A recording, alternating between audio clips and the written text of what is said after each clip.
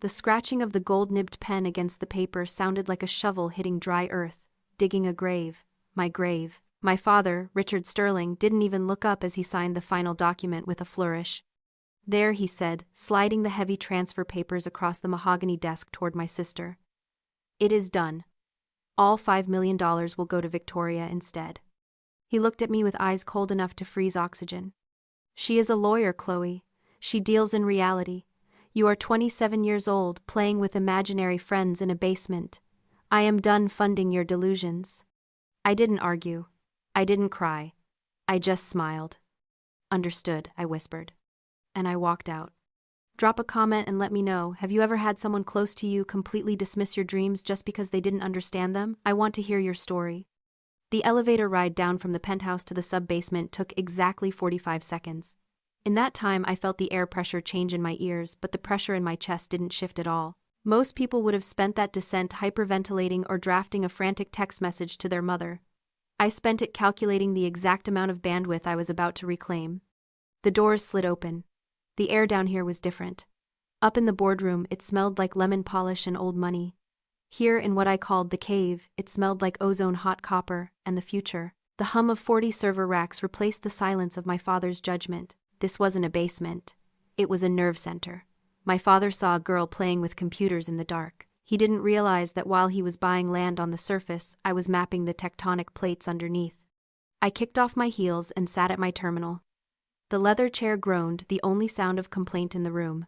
I didn't shed a tear. Tears are a waste of hydration and time. Instead, I woke up the system. 3 monitors flickered to life, casting a blue glow over my hands. I typed 2 words into the command line, Protocol 0. It was a script I had written 6 months ago, a contingency plan for the day my family finally decided I was a liability. I hovered my finger over the enter key. My father wanted me out of the trust fund. Fine. But he didn't understand that money was the least valuable thing we shared. The real currency was access. And he was about to lose his platinum status. I pressed the key. The code executed with lethal speed. First, it severed the financial tethers.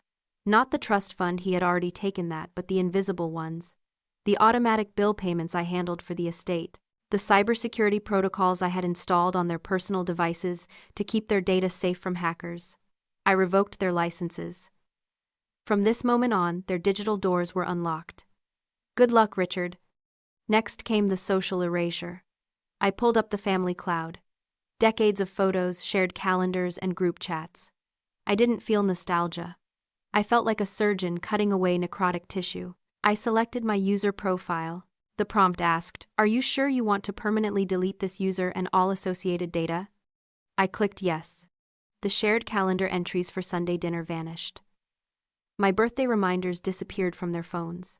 My contact information was scrubbed from their favorites list. I wasn't just leaving the family, I was unexisting myself. If I was a disappointment, then I would be a ghost. A ghost doesn't show up for holidays.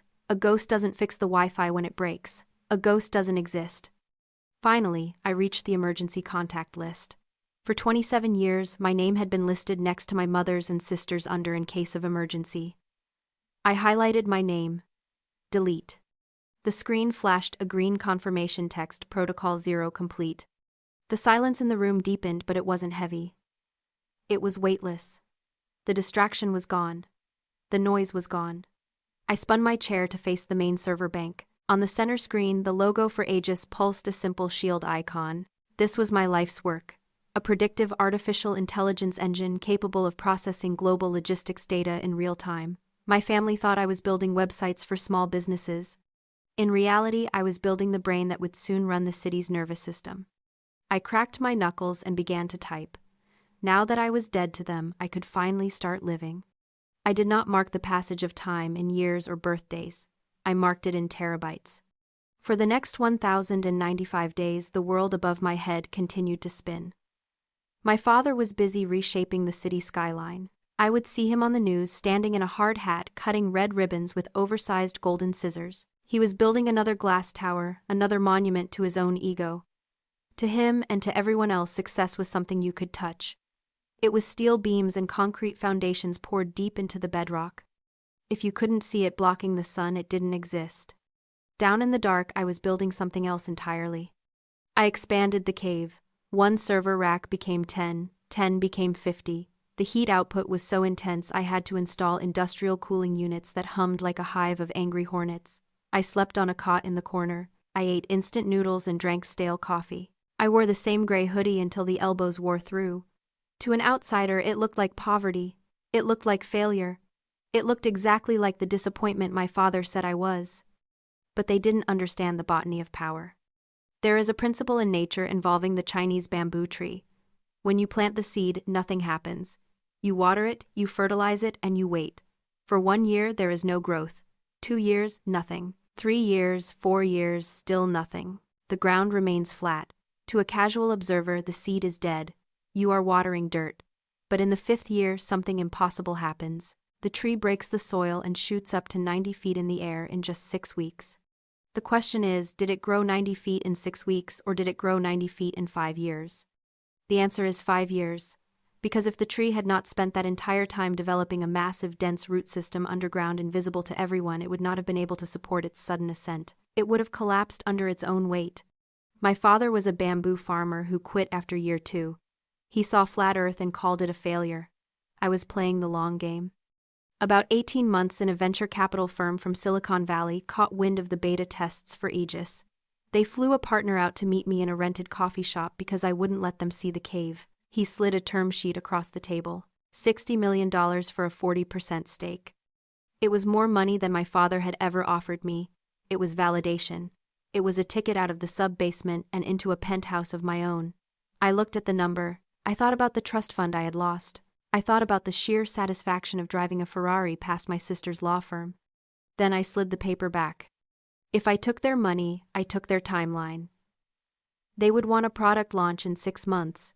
They would want to harvest the bamboo before the roots were deep enough to hold the sky. I wasn't building a startup to flip for a quick profit.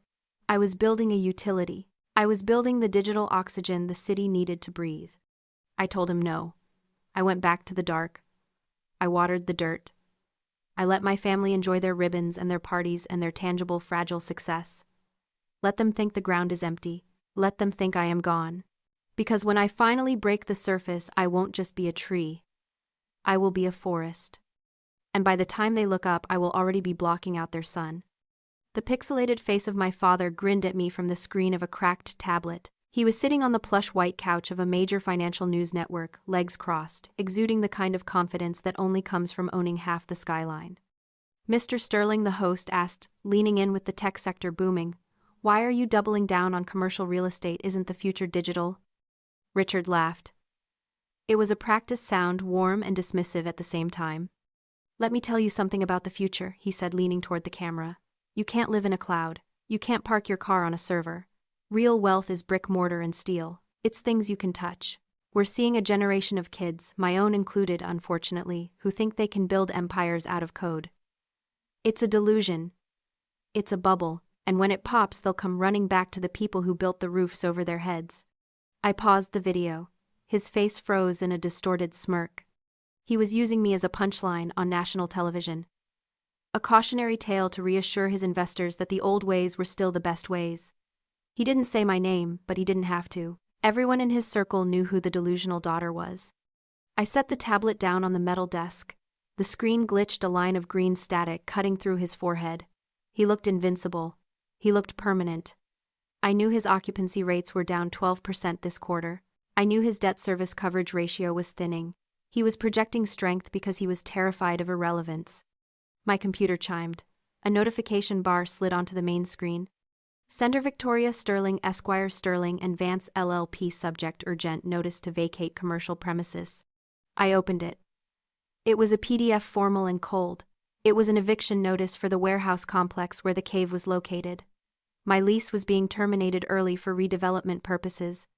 I checked the ownership records of the building. It had been sold yesterday to a shell company, RS Holdings. Richard Sterling Holdings. He wasn't just mocking me on TV. He was hunting me. He had bought the building specifically to kick me out. He wanted to physically uproot my servers, to drag my equipment out into the daylight and expose the failure he was so sure existed. It was petty. It was vindictive. It was an act of war designed to break my spirit just days before Aegis was scheduled to go live. I didn't panic. I didn't call Victoria to beg for an extension. I didn't call my father to scream about fairness. I looked at the eviction notice, then back at the frozen image of my father on the tablet. He thought he was crushing a bug. He didn't realize he was poking a sleeping dragon. He wanted me out of the basement. Fine, I would leave, but I wasn't going to disappear. If he wanted a demonstration of what code could actually do, I would give him one. He wanted to talk about roofs. I was about to show him who actually controlled the lights. I opened a new terminal window. Aegis, I said to the empty room. Initiate grid diagnostic. Target Sterling Tower. The screen flooded with data. It was time to show the landlord who really owned the building. The collapse didn't sound like an explosion. It sounded like a sigh. At 12:14 p.m., during the hottest heat wave of the decade, the city's power grid stuttered. For most buildings, it was a momentary flicker. But Sterling Tower was different. It was a smart building integrated with a proprietary energy management system my father had cut corners to install. When the grid fluctuated, his system didn't adapt. It panicked. The breakers tripped. The elevators froze between floors. The air conditioning died instantly. In a glass tower baking under the midday sun, the temperature began to rise by 1 degree every 10 minutes. It was $1 billion greenhouse, and my father was trapped inside. I walked through the lobby doors an hour later. The security guards were too busy dealing with angry tenants to stop me. I took the service stairs, the only ones with emergency lighting, up to the executive floor. I didn't break a sweat. I was used to the heat of the server room. I pushed open the heavy mahogany doors of the boardroom. The same room where I had been erased 3 years ago. The scene was chaotic. Ties were loosened. Jackets were thrown over chairs. My father was screaming into a landline phone, his forehead glistening with perspiration. "I don't care what the manual says," he shouted. "Get the damn AC back on before we have a lawsuit on every floor." "They can't fix it, Richard," I said, my voice cutting through the panic. He spun around. Confusion washed over his flushed face.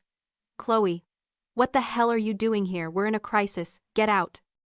"I know you're in a crisis," I said, walking calmly to the head of the table. I placed my phone on the polished wood. "Your legacy system crashed because it couldn't process the load variants. It's a software failure, not a hardware one. Your engineers are looking at the fuse box. They should be looking at the code. And I suppose you can fix it," he scoffed, though the arrogance was wilting in the heat. "I'm here representing Aegis Solutions," I said coldly. "The crisis management firm your VP just hired." His eyes widened. You're Aegis." "I own it," I corrected. I tapped the screen of my phone. A 3D schematic of Sterling Tower appeared on the boardroom monitor, which I had just remotely reactivated. "You have a problem with perception, Dad. You look at this building, and you see steel, glass, and granite. You think that's the asset." I gestured to the screen. "That is just the tip of the iceberg, the 10% you can see. But the 90% that actually keeps this building alive, the power regulation, the logistics, the data flow, that's underwater, that's the invisible part, and that is what I own." He stared at me, his mouth opening and closing. "You're bluffing." "Am I?"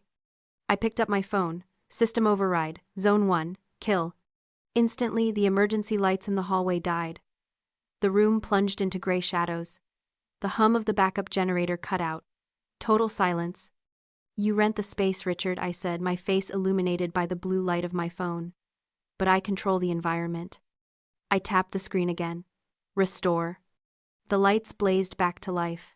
The AC vents shuddered and blasted a gust of cool air into the room. The relief was physical. My father slumped into his chair, looking smaller than I had ever seen him. He looked at the cool air vent, then at me. "What do you want?" he rasped. I slid a digital invoice across the table to him. "My consulting fee," I said. $5 million. Payable immediately." He looked at the number. "The exact amount of the trust fund." "Transfer it," I said. Or I turned the heat back up. The cool air from the vents didn't lower the temperature of my father's rage. It only gave him the oxygen he needed to scream. He stared at the transfer notification on his phone, the $5 million I had just forced him to pay. His face turned a shade of purple that usually precedes a cardiac event. He slammed his hand onto the table, rattling the crystal water pitchers. "You think this is clever?" he spat, pointing a shaking finger at me. "This is extortion. This is cyber-terrorism. You didn't fix the building, you held it hostage." He spun toward the corner of the room where my sister Victoria had been sitting silently in her tailored suit. Victoria, he barked. I want her buried. Draft the lawsuit right now. I want RICO charges. I want hacking charges. I want her arrested before she leaves this floor. I didn't flinch. I just looked at Victoria. My sister stood up. She smoothed the front of her blazer, her face a mask of professional indifference. She walked to the head of the table, her heels clicking rhythmically on the hardwood. She carried a thick blue file folder. I can't do that, Richard, she said softly. What do you mean you can't? He shouted. You're a partner at this firm. You represent me. Actually, Victoria said, sliding the blue folder across the table to him, I represent the truth. And legally I have a duty to prevent my client from committing perjury. My father looked at the folder. What is this? That, Victoria said, is a transcript of a meeting you had 3 days ago with the city zoning commissioner. The meeting where you offered him $50,000 in cash to reclassify Chloe's warehouse district as industrial waste so you could evict her. The color drained from my father's face so fast he looked like a corpse. He looked up at Victoria, betrayal warring with confusion in his eyes. You recorded me? I advised you not to do it, Victoria replied, her voice icy. I told you it was a felony. You ignored me. You thought because I was your daughter I would bury the body. But you forgot something, Dad. I'm a lawyer first. She turned to me, and for the first time in years the mask slipped. I didn't buy stock in Aegis just to make money, Victoria continued, turning back to him. I bought it to have a vested interest, which means I have a legal obligation to protect that company from corporate sabotage, even when the saboteur is my own father. Richard sank back into his chair. The realization hit him like a physical blow. He thought he had one disappointing daughter and one perfect soldier. He was wrong. He had one daughter who controlled his infrastructure and another who held the evidence of his crimes. The Trojan horse hadn't been a virus in his computer. It had been the woman sitting at his dinner table for 30 years. So Victoria said, opening her briefcase and pulling out a settlement agreement. We aren't going to be filing a lawsuit against Chloe. Instead, you are going to sign this non-compete agreement and you are going to publicly endorse the Aegis IPO, because if you don't, this transcript goes to the district attorney. She uncapped her pen, a cheap plastic bic, a stark contrast to his gold one, and set it down. Sign it, Dad, before the ink dries on your indictment. The roar of 20,000 people vibrating through the concrete floor of the stadium felt like an earthquake. On the massive LED screen behind me, the stock ticker for Aegis AGS flashed green. The opening price had been $40. It was now trading at $112. In the span of 4 hours, I had not just become a billionaire. I had become an institution. But the real business wasn't happening on the stage. It was happening in the green room behind the curtain. I walked off stage, the blinding spotlights fading into the dim calm of the backstage area. My father was waiting there. He wasn't the imposing titan who had signed my disinheritance papers 3 years ago. He was a man in a wrinkled suit holding a glass of lukewarm water, looking terrifyingly mortal.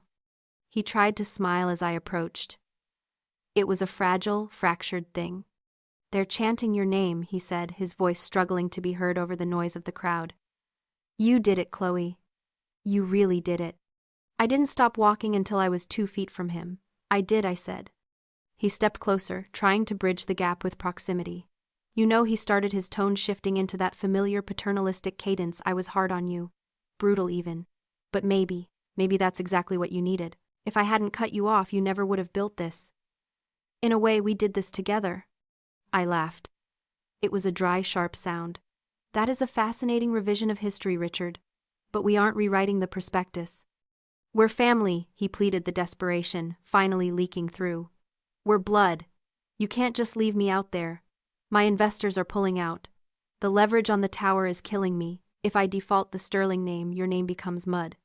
I looked at him, analyzing him not as a father but as a line item on a balance sheet. There is an economic concept called the sunk cost fallacy, I said quietly. It's the tendency to continue investing in a losing proposition just because you've already put resources into it. You think that because we share DNA, because you invested 18 years of food and shelter in me, that I am obligated to save you, that I should throw good money after bad emotional debt?